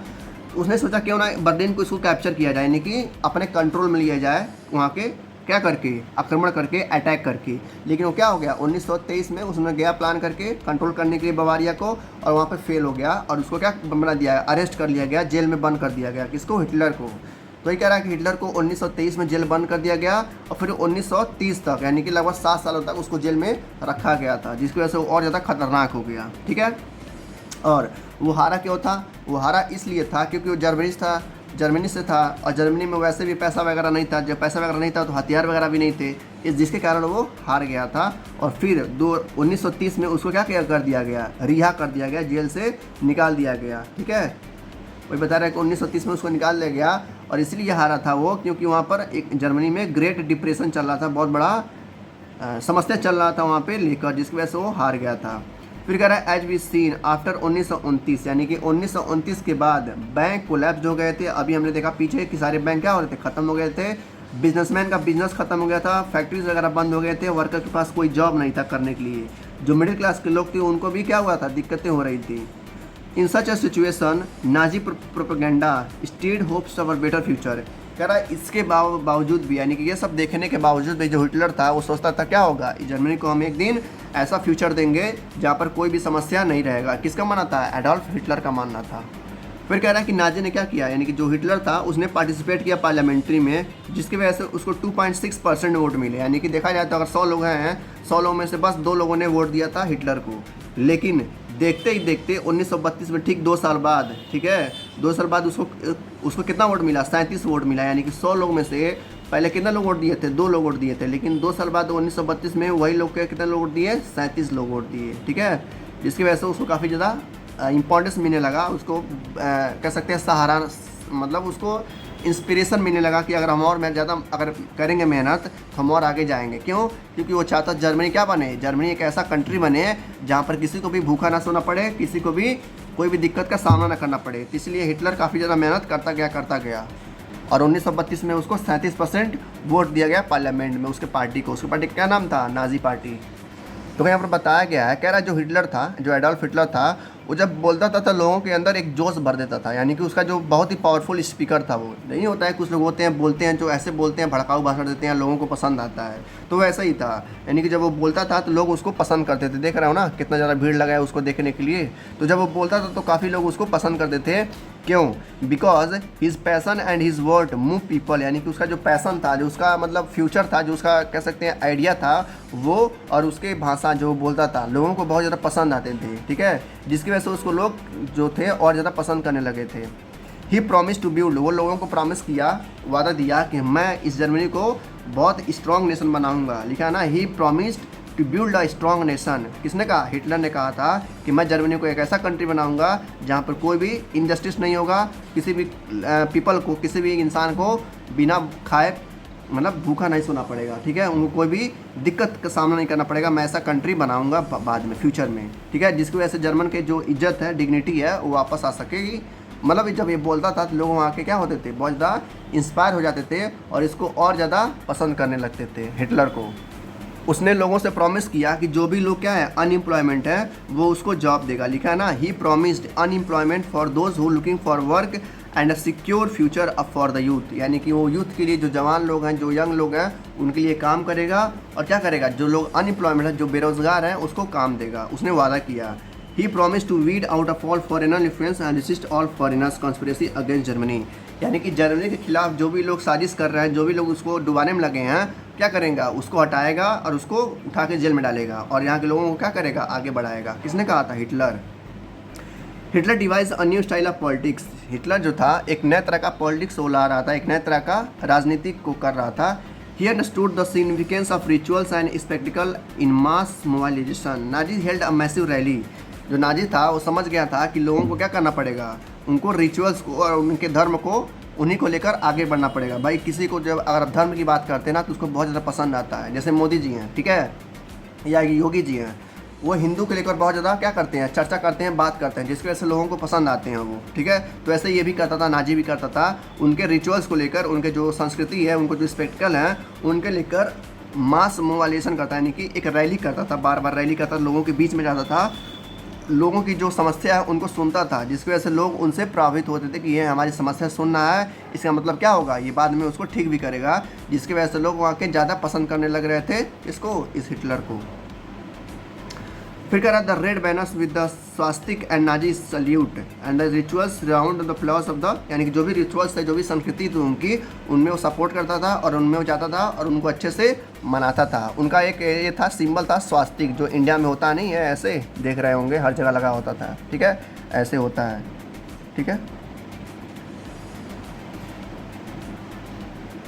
ऐसे करके थोड़ा ऐसे वो स्वास्तिक होता है, तो उसका एक साइन था जो इसका था, नाजी हिटलर का था।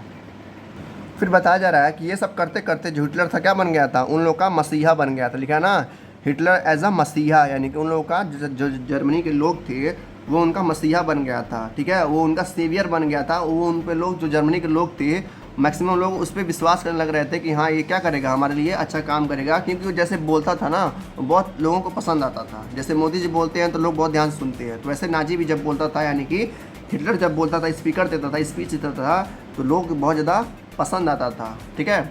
ये हो गया हिटलर का। अब आते हैं अगला topic, the destruction of democracy, की किस तरीके से जो डेमोक्रेसी थी उसका खात्मा हुआ, उसका खात्मा करके हिटलर ने अपना रूल दबदबाया। तो बात होती है 1933 की, कब, 30 जनवरी का। जो वहाँ के प्रेसिडेंट थे, ठीक है, उन्होंने ऑफ़र दिया किसको, हिटलर को, कि जो वहाँ का जो पोजीशन है जिसका कहते हैं चांसलरशिप, ठीक है, यानी कि उस जर्मनी का सबसे बड़ा कह सकते हैं पोस्ट था, जिसको हिटलर ने क्या कर दिया, ले लिया उनसे, क्योंकि जो प्रेसिडेंट थे उससे बहुत ज़्यादा खुश हो गए थे उसके कामों से, उसको देखते हुए काम के, बहुत अच्छा काम कर रहा था उस समय, ये मतलब कोई अच्छा ऐसा काम नहीं कर रहा था जिसकी वजह से लोगों को हर्ट हो, लोगों को नुकसान पहुँचे। जो वहाँ के प्रेसिडेंट थे उन्होंने उसके कामों को देखा और उन्होंने क्या किया, ऑफ़र किया सबसे बड़ा पोजीशन, हाईएस्ट पोजीशन, जिसको कहा जाता है चांसलरशिप। तो नाजी ने क्या किया उसको, यानी कि जो हिटलर ने बहुत ही आराम से उसको ले लिया। लेने के बाद 1933 में उसको क्या किया, जनवरी में उस पोस्ट को लिया, और ठीक 2 महीने बाद 3 मार्च 1933 को जैसे ही क्या किया, देखा कि मेरे पास काफ़ी ज़्यादा पावर आ चुके हैं, वहीं से शुरू किया अपना दबदबा, यानी कि डिक्टेटरशिप। कहाँ पे, जर्मनी में।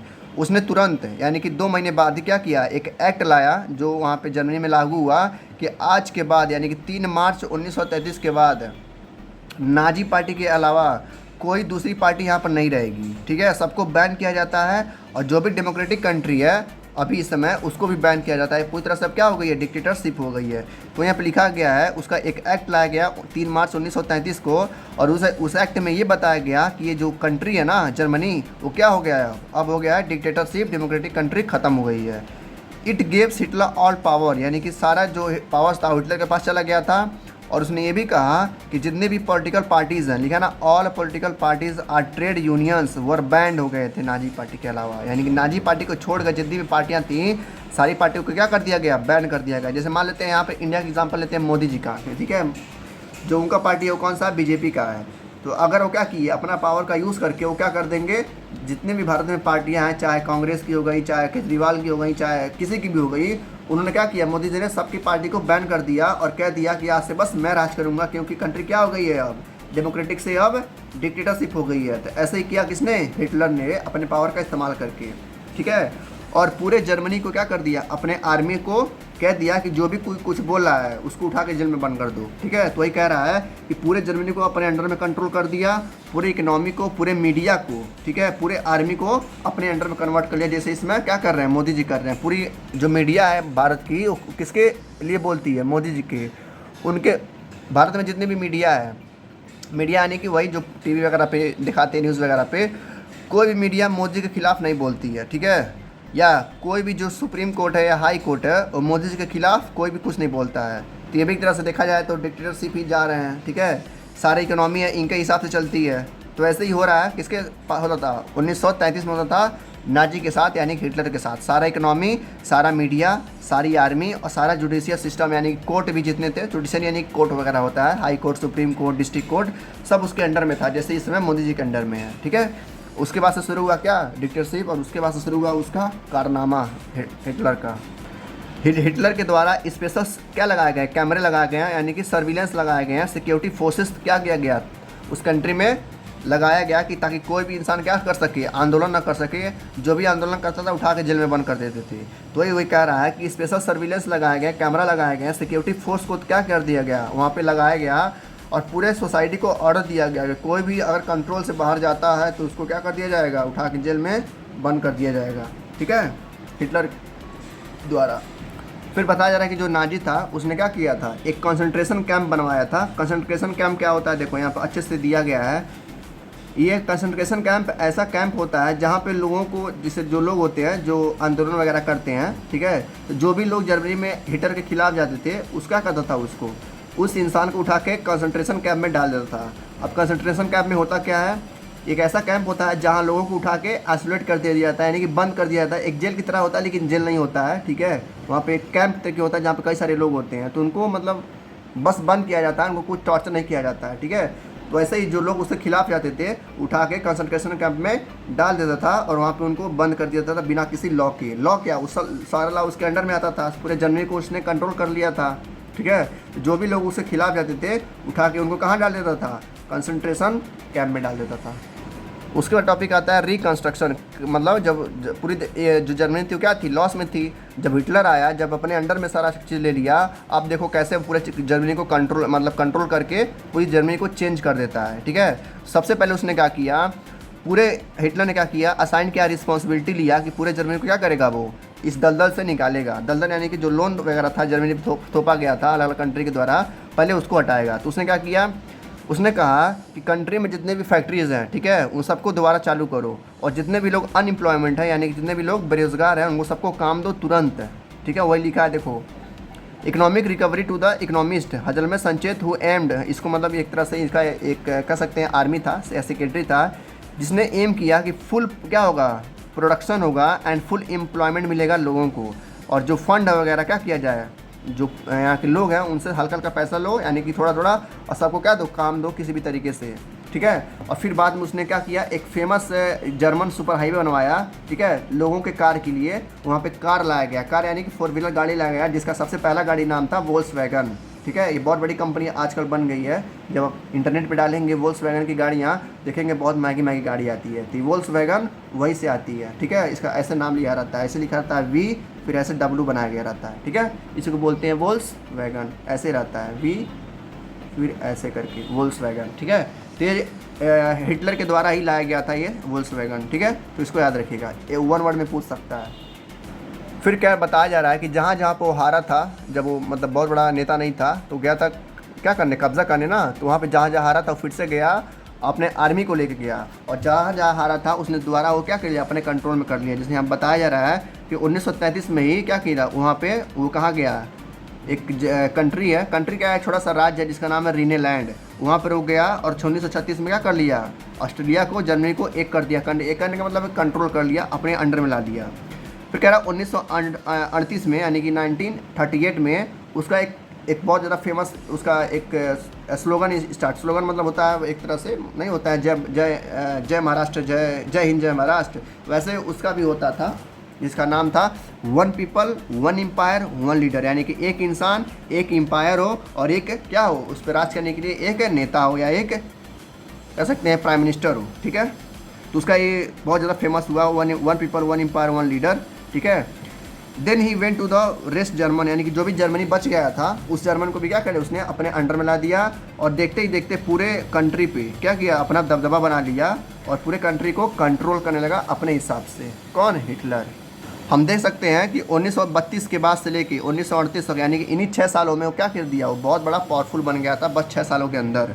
जैसे उसको क्या दिया गया, चांसलरशिप का पोस्ट दिया गया, वैसे ही सारा का सारा पावर क्या कर दिया, झोंक दिया जर्मनी को आगे बढ़ाने के लिए, जर्मनी को डेवलप करने के लिए, विकास करने के लिए, और उसके चक्कर में काफ़ी लोगों की जानें चली गई। यहाँ पर एक दिया गया है मैप जो दिखाता है कि कैसे कैसे हर जगह पे, जैसे देख सकते हैं पोलैंड, यूक्रेन, इथोनिया, फिनलैंड, स्वीडनलैंड, नॉर्वे, मतलब धीरे धीरे देखते ही देखते पूरे फ्रांस इटली वगैरह सब उसके कंट्रोल में आ गए थे, ठीक है। लगभग वो आधा देश क्या चुका था, जीत चुका था 1942 तक। वही लिखा है expansion of Nazi power Europe 1942 में, यानी कि लगभग 80 से 90% जो क्या बोलते हैं कंट्री थी यूरोप, उसके अंडर में आ गई थी। किसके? हिटलर के। फिर कह रहा देखते ही देखते कब 1939 में, किस महीने में, सितंबर के महीने में जर्मनी ने धावा बोल दिया। धावा यानी कि इन्वेड बोल दिया। कहाँ पे? पोलैंड में। पोलैंड भी एक कंट्री थी, तो वहाँ पर उसने धावा बोल दिया, और क्या हो गया, एक फिर से वॉर शुरू हो गया। किसके बीच में? फ्रांस और इंग्लैंड के बीच में। और देखते देखते वहाँ का भी जो युद्ध था इसने जीत लिया। किसने? हिटलर ने। और 1940 में क्या कर दिया, पूरे यूरोप पे लगभग ये क्या कर दिया, अपना पावर बिछा दिया, यानी कि पूरे यूरोप पे लगभग अपना पावर बिछा चुका था और पूरी तरह से इसके कंट्रोल में थे, और काफ़ी लोगों की जानें भी जा चुकी थी इसके अंडर में, यानी कि हिटलर के अंडर में। तो हम देख सकते हैं कि 1940 तक, यानी कि लगभग उसने 8 सालों में पूरे यूरोप पे क्या कर दिया था, कब्जा कर लिया था। और फिर कह रहा है कि 1941 में, यानी कि 1941 में, ठीक 8-9 साल बाद उसने क्या कर दिया, जो सोवियत यूनियन था यानी कि जो रसिया था, उस पर उन्होंने धावा बोल दिया। वही कह रहा है, कहा गया, he attack the Soviet Union in June 1941 in this historic blunder Hitler expose the German western from the British aerial. कहने का मतलब ये है कि जब वो बहुत ज़्यादा पावरफुल हो गया था, तो पावरफुल के पूरे ताकत के साथ क्या किया उन्होंने, सोवियत यूनियन पे धावा बोल दिया, यानी कि अटैक कर दिया।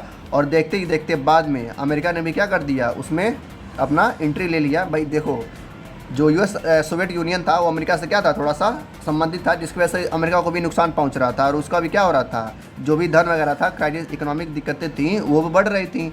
अब किसी को भी कंट्री को जब दिक्कत होगा, उसकी इकोनॉमिक बढ़ेगी, दिक्कतें होंगी, उनके लोगों को प्रॉब्लम होगा, तो वो भी कंट्री में क्या करेगा, वो युद्ध को जल्दी से जल्दी क्या करना चाहेगा, ख़त्म करना चाहेगा। तो अमेरिका ने भी क्या कर दिया 1945 में नहीं, डेट ही नहीं दिया है, बस लिखा है कि US enter the second world war, यानी कि वहीं से क्या हुआ, दूसरा विश्व युद्ध का शुरू हुआ, जहाँ पे जापान क्या कर रहा था, इनसे लड़ रहा था, और जापान जो था इन जर्मनी वालों से थोड़ा मतलब लड़ रहा था और उनसे अपना सीमा बचा रहा था, जिसको देखते देखते बाद में अमेरिका ने क्या कर दिया, जापान पे हिरोशिमा बम गिरा दिया था। वही लिखा है, कहाँ गया यार, US enter the second world war, the war ended 1945, यानी कि सेकेंड वर्ल्ड वॉर कब खत्म हुआ था, 1945 में, जब हिटलर ने क्या किया था, डिफीट किया था, जब हिटलर हार गया था। ठीक है, हिटलर कब हारा था, 1945 में, तभी युद्ध खत्म हुआ था। किसने हराया था, अमेरिका ने।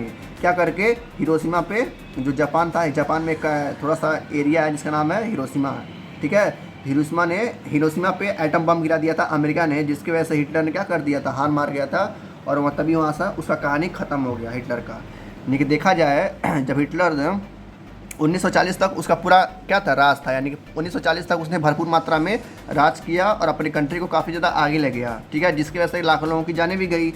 लेकिन उसने सबसे बड़ी गलती क्या की, सोवियत यूनियन पे आक्रमण कर दिया, यानी कि अटैक कर दिया 1941 के बाद, जिसकी वजह से बौखला करके अमेरिका काफ़ी ज़्यादा उससे नुकसान हो रहा था, उसका इकोनॉमिक ख़त्म हो रही थी।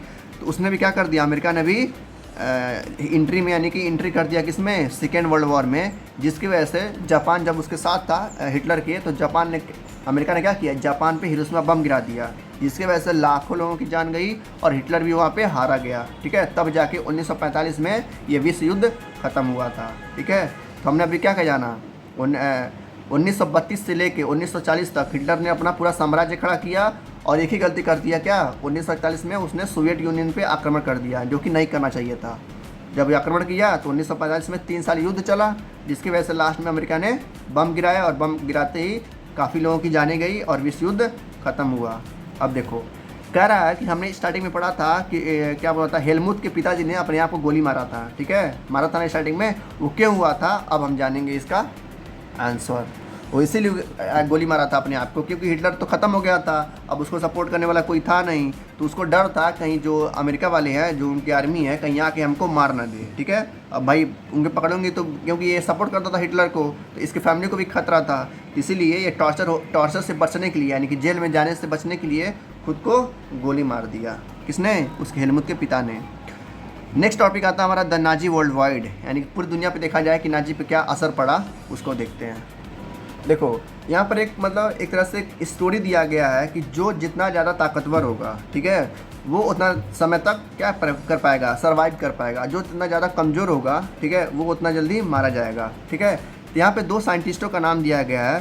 पहले साइंटिस्ट है डार्विन, ठीक है, जो आप क्लास 10th में जब जाएंगे या 11th में जाएंगे तो देखेंगे चार्ल्स डार्विन ने क्या किया था, इवोल्यूशन, जो जन्म इंसानों का उत्पत्ति कैसे हुई थी, लाइफ की उत्पत्ति कैसे हुई थी पृथ्वी पे, उसका पूरा इन्होंने कॉन्सेप्ट दिया था, ठीक है। और दूसरे साइंटिस्ट थे हर्बर्ट स्पेंसर ने, ठीक है, यहाँ थोड़ा सा बायो घुसा दिया, यानी कि बायोलॉजी घुसा दिया है। क्या कहना चाह रहा है इसका मतलब एग्जाम में आएगा नहीं, लेकिन कहने मतलब ये आपको बताना चाह रहा है कि इस पृथ्वी पे वही लोग जिंदा रह पाएंगे जो ज़्यादा ताकतवर होंगे, ठीक है। जो कमज़ोर लोग होंगे उनको लोग क्या करेंगे, आसानी से मार देंगे या कहीं पर बंद कर देंगे। जैसे कि यह था, क्या था, नाजी लोग जब से कमज़ोर थे तब तक लोगों को उनको परेशानी हो रही थी, लेकिन जब हिटलर आया तो देखा गया कि 10 साल के अंदर ही उसने पूरे यूरोप पे क्या कर दिया था, राज कर दिया था। क्यों? क्योंकि वो बहुत ज़्यादा ताकतवर हो गया था। तो हम देख सकते हैं जितना ज़्यादा कोई ताकतवर रहेगा वो उतना ज़्यादा लंबे समय तक सर्वाइव कर पाएगा। लेकिन बाद में क्या हुआ, हिटलर क्या हुआ था, बहुत ज़्यादा कमज़ोर हो गया था जब उस पर जापान पे बम गिराया गया था, तो जिसकी वजह से हिटलर भी हार गया। तो यहाँ पर बताया जा रहा है हर्बर्ट स्पेंसर के द्वारा और चार्ल्स डार्विन के द्वारा कि किस तरीके से सर्वाइव किया जा सकता है। जो फिट रहेगा, जो हेल्दी रहेगा, वो सर्वाइव कर पाएगा, और जिसके जो कमजोरी में जिएगा, यानी कि जिसकी वीकनेस रहेगी, वो लंबे समय तक टिक नहीं पाएगा इस नेचर में। तो यहाँ पर बताया जा रहा है कि जो चार्ल्स डार्विन बताते हैं, उन्होंने एक्सप्लेन किया है कि कैसे नेचुरल, देखो सबसे पहले बता रहा है कि जो डार्विन है वो नेचुरल साइंटिस्ट हैं, जिन्होंने एक्सप्लेन किया है कि कैसे प्लांट्स, एनिमल जो है इवोल्यूशन कर सकते हैं, कैसे उनका नेचुरल सिलेक्शन होता है। तो वही चीज़ बताया गया है कि जो जितना ताकतवर होगा वो उतने समय तक जी पाएगा, जो इतना कमज़ोर होगा वो उतना जल्दी ख़त्म हो जाएगा, ठीक है। तो बस यही कहना चाह रहा था आपसे। अब देखो इसके बाद टॉपिक आता है establishment of the racial state. देखो ये बहुत अच्छा टॉपिक है, ये इंडिया में भी होता है। देखो जैसे मोदी जी कहते हैं और योगी जी कहते हैं, क्या कहते हैं कि जो हमारा भारत है वो हिंदू राष्ट्र होना चाहिए, यानी कि ऐसा राष्ट्र है जहाँ पर बस हिंदू रहें और कोई भी कास्ट के लोग ना रहें। उसी को हम बोलते हैं रेशियल स्टेट, यानी कि जातीय स्टेट। ऐसा स्टेट या ऐसा कंट्री जहाँ पर बस एक तरह के लोग रहें, ठीक है, जो कि मोदी जी का भी मानना है और योगी जी का मानना है। ये ठीक वैसे ही किसके साथ था, हिटलर के साथ भी था।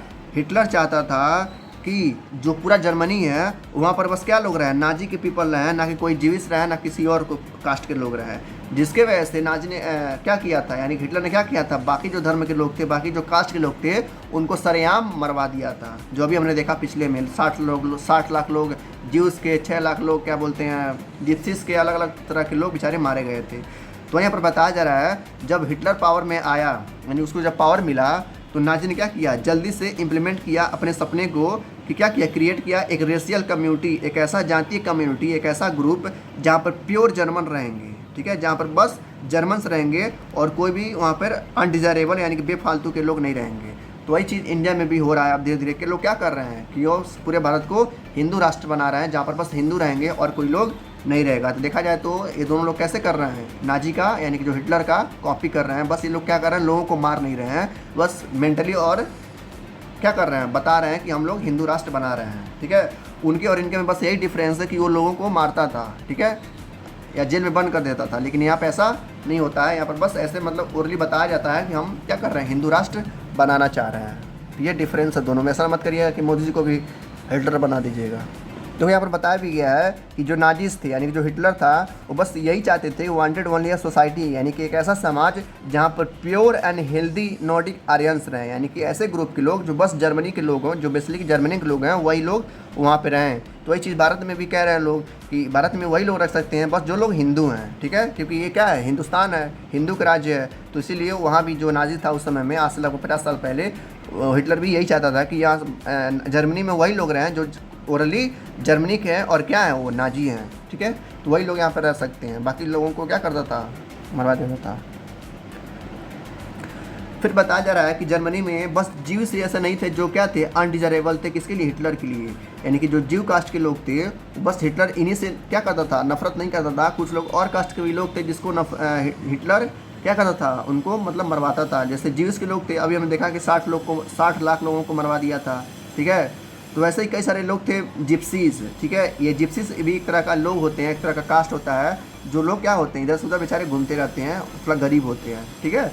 तो जिप्सीज को भी उन्होंने क्या किया था, नाजी वालों ने परेशान किया था और इनको भी क्या बनाया था, रेशियल इन्फीरियर बनाया था। कि ये भी कहा था ये भी लोग क्या हमारे लिए खतरा है और ये भी लोग यहाँ पे नहीं रहने चाहिए, जर्मनी में नहीं होने चाहिए। तो जीविस के साथ साथ जिप्सीज भी और पोलैंडियन भी, जिसको पोलिस लोग कहते हैं, उन तीनों को क्या किया था इन लोगों ने, काफ़ी ज़्यादा सताया था और उठा के जेल में बंद कर दिया था। फिर यहाँ पे कोई बता रहा है जीविस हो गया, जिप्सीस हो गया, और साथ ही साथ वेन जर्मनी ऑक्यूपाइड पोलैंड, यानी कि जब हिटलर ने कहाँ पे जब आक्रमण किया था पोलैंड पे और वहाँ पे ऑक्यूपाई कर लिया था, and parts of the Russia captured civilian were force to work the slave labour. यानी कि जो ये लोग थे, कौन लोग, रसियन और ये पोलैंड के लोग थे, उनसे ज़बरदस्ती काम करवाया था लेबर का, ठीक है, क्योंकि वो क्या थे, अदर कास्ट के लोग थे। इस तरीके से जो हिटलर था वो अपना काम करवाता था और ज़बरदस्ती लोगों को परेशान करता था, ठीक है। तो ये देख सकते हैं कि किस तरीके से हिटलर लोगों को मारता था और परेशान करता था।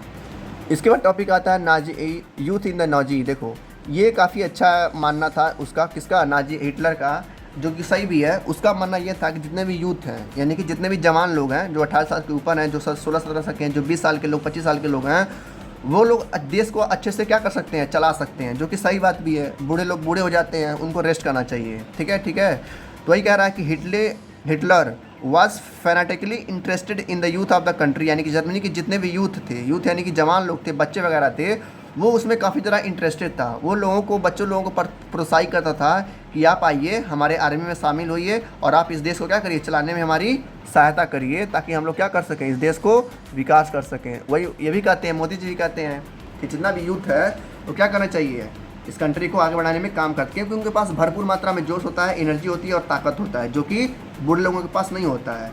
तो ये हिटलर का भी मानना था और वहीं यहाँ पे भी लोगों का मानना है कि जो हिटलर था वो चाहता था कि क्या करें, जो यूथ वाले हैं, यानी जो बच्चे हैं, जो चिल्ड्रेन हैं 18-19 साल के, वो आएँ और उस आर्मी में शामिल होकर और इस देश को चलाने में या विकास करने में उनकी मदद करें। इसलिए जो हिटलर था, हिटलर की जो आर्मी थी, उसमें जैसा मैक्सिमम लोग कौन थे, यूथ ही थे, यानी कि जवान लोग थे, इसलिए वो इतना ज़्यादा पावरफुल भी था।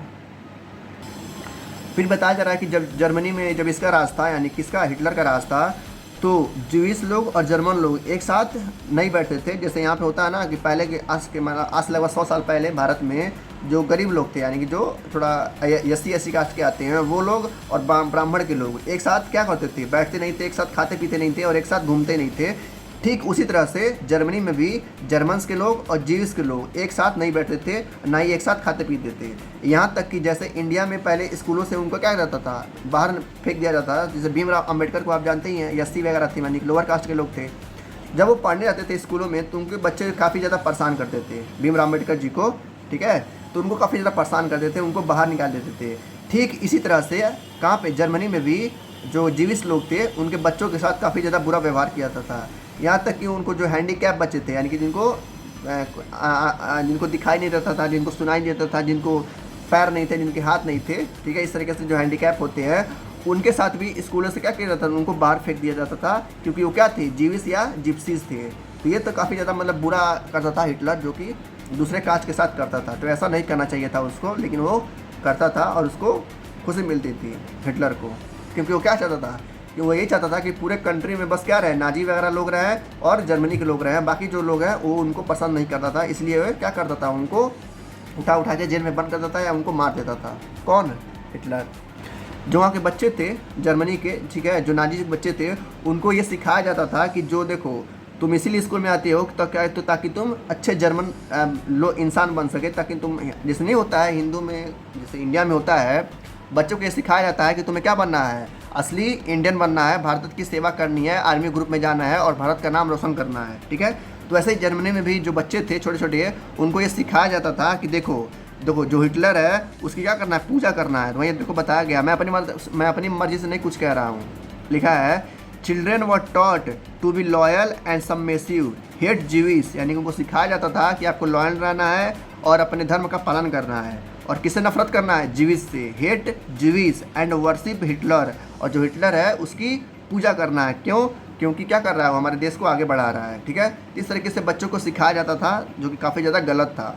बच्चों को ये सिखाया जाना चाहिए कि हम लोग क्या है, सारे के सारे इंसान हैं। धर्म तो इंसानों ने बनाया है, लेकिन हम लोग पहले क्या है, सबसे ज़्यादा इंसान है। एक दूसरे का रिस्पेक्ट करना चाहिए, चाहे वो हिंदू हो, चाहे मुस्लिम हो, चाहे जर्मन हो, चाहे जीविस हो। ठीक है, सब लोग क्या है, इंसान है। सारे लोग पृथ्वी पे इंसान की फॉर्म में है, ना कोई एलियन वगैरह नहीं है यहाँ पे। ठीक है, वो तो गरीब अमीर तो होता रहता है, लेकिन सबसे पहले हम लोग क्या है, इंसान आते हैं। तो ये सिखाना चाहिए था कि सब लोग का रिस्पेक्ट करना चाहिए, लेकिन ये लोग क्या सिखा रहे हैं कि तुम नफरत करो किससे? जीविस से, जिप्सिस से, और पूजा करो किसकी? हिटलर की। ये सब स्कूल को पहले में जर्मनी में सिखाया जाता था बच्चों को, उनका माइंड डाइवर्ट करने के लिए। जर्मनी में एक बनाया गया था रूल, जिस बनाया था हिटलर नहीं बनाया था।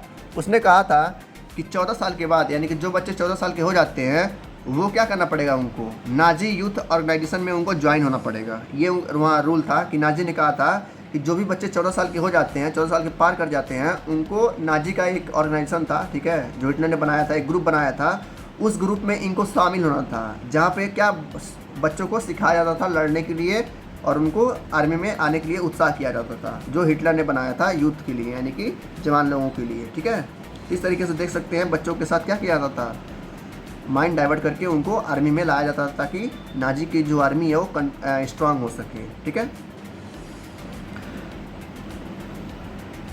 फिर बताया जा रहा है, जब बाद में वो हार गया, यानी कि 1940 में जब अमेरिका ने बम फोड़ा था जापान पे, जब वो हार गया, तो ये जो नाजी का जो यूथ ऑर्गेनाइजेशन था ना, जहाँ पर बच्चों को भर्ती किया जाता था, उसको बैन कर दिया गया था, ताकि बच्चे क्या हो सकें, ये सब चीज़ें ना सीख पाएँ और उनका अच्छे से विकास हो।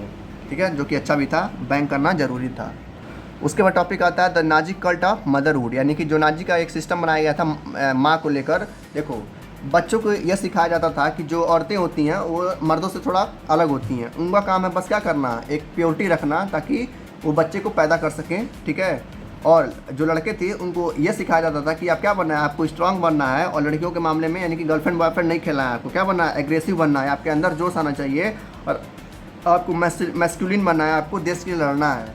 इसलिए बच्चों को क्या किया जाता, सिखाया जाता था। तो यहाँ पर लिखा है, children in the Nazi army were repeatedly told that women were radically different from main, यानी कि जो औरतें होती हैं वो पुरुषों से क्या होती हैं, पूरी तरह से अलग होती हैं। ठीक है, जो मेन होते हैं उनको क्या करना पड़ता है, लड़ना पड़ता है अपने देश के लिए, और जो औरतें होती हैं वो क्या बनती हैं, एक माँ का उनको रोल करना है। ठीक है, तो उनके लिए वो ज़रूरी है और आपके लिए ये ज़रूरी है। तो इस तरह बच्चों को सिखाया जाता था। फिर बताया जा रहा है कि while boys were taught to be aggressive, यानी कि लड़कों को क्या होना है, एग्रेसिव होना है, यानी कि गुस्सेदार होना है, और किसी से लड़ना हो तो तुरंत लड़ ले। और बच्चों को यह सिखाया जाता था कि क्या करना है, आपको बड़े होके एक अच्छी माँ बनना है, यानी कि एक अच्छा गुड मदर बनना है बड़े होके। इस तरीके से बच्चों को और लड़कियों को सिखाया जाता था उसके अंडर में, यानी कि नाजी के अंडर में। फिर बात कर रहा 1933 में जब हिटलर को वो पोस्ट नहीं दिया गया था चांसलरशिप का, तब वो कहता था कि मेरे स्टेट में, यानी कि जब मैं यहाँ पर पावरफुल बनूंगा, तब माँ को सबसे ज़्यादा इंपॉर्टेंट दिया जाएगा सिटीजन में। लिखा है ना, हिटलर 1933 में कहता है, इन माई स्टेट, यानी कि मेरे राज्य में, the mother is the most important citizen, यानी कि मेरे राज्य में जो मदर होंगी, जो माँ होंगी, वो सबसे इंपॉर्टेंट सिटीजन होंगी। लेकिन जब वो पावर में आ जाता है, जब नाजी वाला सब बन जाता है, तो ये क्या करता है, all mothers were not treated equally, यानी कि जो भी माँ है वो इक्वली उनको ट्रीट नहीं किया जाएगा। उनका बस काम क्या है, बच्चे पैदा करना या उनको एक अच्छा माँ बनना है। ठीक है, तो देखा जाए तो उसकी माइंड चेंज हो गया था पावर आने के बाद। फिर कह रहा है, a bronze cross was given for 4 children, silver for 6 and gold for, मतलब जो हिटलर था वो माओ को, यानी कि जो लेडी थी, जो वोमेन थी, उनको अवार्ड देता था। किस अवार्ड का, अगर एक माँ के 4 बच्चे हैं तो उनको ब्रॉन्ज अवार्ड मिलता था, एक माँ के 6 बच्चे हैं तो उनको सिल्वर अवार्ड मिलता था, एक माँ के 8 बच्चे हैं तो उनको गोल्ड दिया जाता था। किस लिए, ताकि वो ज़्यादा से ज़्यादा बच्चे को पैदा करें और बच्चे पैदा होकर बड़े होकर क्या बने, आर्मी में शामिल हो जाए, ताकि जो नाजी का आर्मी है वो हमेशा स्ट्रांग हुआ रहे। देख सकते हैं आप किस तरीके से वहाँ लोगों को ज़बरदस्ती बच्चा पैदा करने के लिए मजबूर किया जाता था। ठीक है, देख सकते हैं कितना मतलब बुरा था वो हिटलर। फिर कह रहा है, जो नाजी थे, यानी जो नाजी के लोग थे, जो हिटलर था, उसका एक रूल था। क्या रूल था, देखो, जर्मनी से वो चाहता था कि जो जीविस लोग हैं और जो जिप्सीज लोग हैं वहाँ से भाग जाए, यहाँ से कहीं चले जाए। ठीक है, बस यही चाहता था, और जो जीविस को पता था वो मार देता था। तो वही कह रहा है कि मास किलिंग, यानी कि 100-200 लोगों को मारना उसके लिए आम बात था। ठीक है, तो मास किलिंग मतलब होता है कि कई सारे लोगों को एक साथ मार देना, ठीक है। तो ये कह रहा है मास किलिंग व ट्रॉम स्पेशल ट्रीटमेंट, यानी कि हिटलर के लिए स्पेशल ट्रीटमेंट था, फाइनल सोल्यूशन था किसके लिए, जीविस के लिए, उनको ठिकाने लगाना, ठीक है। यानी कि वो चाहता था क्या होगा, एक साथ उनको सबको मार दिया जाए और जो बचे रहे हो बस क्या हो, नाजी के लोग हों और जर्मन्स के लोग हों, बाकी जो जीविस लोग हैं सबको मार दिया जाए। इसलिए जो जीविस के लोग थे उस समय में उनको बहुत ज़्यादा प्रॉब्लम हुआ था, उनको छुप छुप के रहना पड़ रहा था ताकि वो लोग नाजी वाले पकड़ ना लें और कहीं मार ना दें। इस तरीके से आप देख सकते हैं कितना बुरी तरह से हिटलर क्या बन गया था, बैड इंसान बन गया था, ठीक है। इस चैप्टर का आखिरी टॉपिक है ordinary people and the crimes against humanity, यानी कि जो भी क्राइम्स हो रहे थे हिटलर के द्वारा ह्यूमैनिटी के खिलाफ, उसके वजह से जो भी लोग थे वहाँ पे, ठीक है, कॉमन लोग जो थे, न्यूज लोग थे, वो काफ़ी ज़्यादा मतलब गुस्सा हो गए थे हिटलर से। भाई कोई बात है, जाहिर सी बात है, कोई भी अगर उनके फैमिली वालों को मारेगा तो गुस्सा तो होंगे ही। तो वही कह रहा है कि how did the common people react to Nazism, यानी कि जो वहाँ के कॉमन पीपल थे जर्मनी के, वो कैसे नाजिज्म के ऊपर रिएक्ट करते थे, ठीक है। तो कैसे रिएक्ट करते थे, सब लोग उससे गुस्सा होते थे। यही लिखा है दे फेल्ट हेट्रेड, यानी कि नफरत, एंड एंगर, यानी कि गुस्सा, यानी कि नफरत गुस्सा भर गया था उन लोगों के अंदर, किसके खिलाफ, उन नाजियों के खिलाफ, क्योंकि वो क्या कर रहे थे, जीविस को, जिप्सिस को और पुलिस लोगों को दिन दहाड़े मार रहे थे, ठीक है, उठा के जेल में बंद कर रहे थे, उनको गैस से मार दे रहे थे, उनको जहर दे के मार दे रहे थे, जिसकी वजह से लोगों के अंदर एक नफरत आ गया था ताकि हिटलर जल्दी से जल्दी मरे और इसकी कहानी ख़त्म हो। यहाँ पर हिटलर ने जो भी किया है एक पोएम के जरिए बताया गया है। पोएम बहुत अच्छा लगता है हमें, यही आखिरी है, ठीक है, सुन लीजिए। कह रहा first they come for communist, पहले वो आए कम्युनिस्ट के लिए, जब मैं कम्युनिस्ट नहीं निकला फिर उन्होंने कुछ नहीं किया, फिर वो बाद में आते हैं डेमोक्रेट्स के लिए, फिर जब मैं डेमोक्रेट्स नहीं निकला फिर उन्होंने कुछ नहीं किया, यानी कि मैंने कुछ नहीं किया, फिर वो आते हैं ट्रेड यूनियनिस्ट के लिए, फिर जब मैं ट्रेड यूनियनिस्ट नहीं निकला फिर उन्होंने कुछ नहीं किया, फिर वो आते हैं जीविस के लिए, कहीं मैं जीविस तो नहीं हूँ, फिर जब मैं जीविस नहीं निकला फिर वो चले गया, फिर मैंने कुछ नहीं किया, फिर वो आते हैं मेरे लिए, कहीं मैं बच गया हूँ। इसका मतलब ये दिखा रहा है कि जो नाजी के लोग थे, जो हिटलर के लोग थे, वो बार बार लोगों को तंग करते थे, परेशान करते थे, कहीं तुम जीविस नहीं ना हो, जिसकी वजह से लोगों को डर लगा रहता था, ठीक है। तो आप देख सकते हैं हिटलर कितना ज़्यादा बुरा इंसान था, किस तरीके से वो आया, किस तरीके से अपना दबदबा बनाया और किस तरीके से अमेरिका ने उसका सब कुछ खात्मा किया 1945 में बम गिराकर जापान में, ठीक है। तो बस यही था चैप्टर नाजी का, हिटलर का। बाकी मिलते हैं नेक्स्ट चैप्टर में, तब तक के लिए good luck, thank you, take care.